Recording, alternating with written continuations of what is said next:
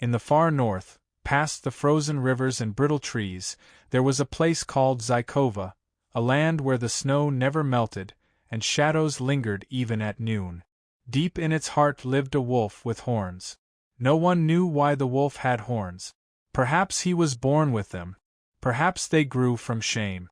The forest creatures whispered that each horn was twisted by a harsh word, sharpened by every cruel act.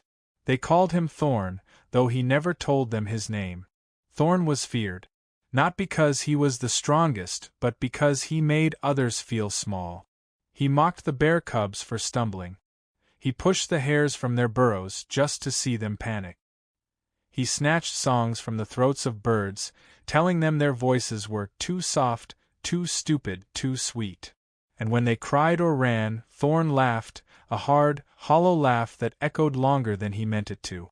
What the others didn't know was that Thorn felt like a mistake. He hated his horns. He hated the way animals stared at them, and the way he could never quite fit in.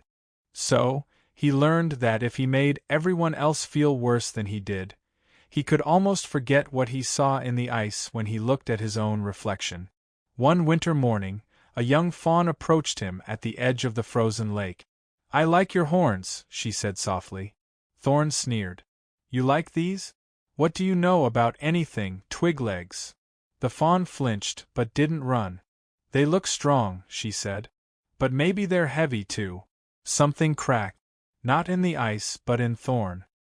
He snarled and turned away. But as he walked, his reflection followed him in every mirrored patch of frozen water. In every one, his horns looked bigger. Not grand. Burdensome. Curled like guilt.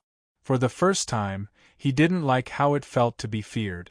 That night, while the forest slept, Thorn sat by himself and remembered every creature he'd mocked. He remembered their faces. He remembered how his words had made them wilt. And he wept. The next day, he padded into the clearing where the birds sang. They fell silent when they saw him. Thorn lowered his head.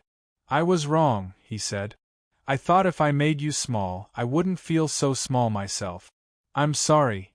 There was no applause. No cheers. Just quiet. Then the smallest robin fluttered to his side. "Thank you," she said. "Would you like to hear our song?" And they sang. It wasn't that the horns vanished, but they changed. They seemed less sharp, less heavy. The others still saw them, but now they saw the wolf beneath them, too. Thorn learned to speak with kindness, to listen, and to laugh, not at others, but with them. And the more he apologized, the lighter he felt. By spring, the snow began to melt, and so did something in Thorn's chest.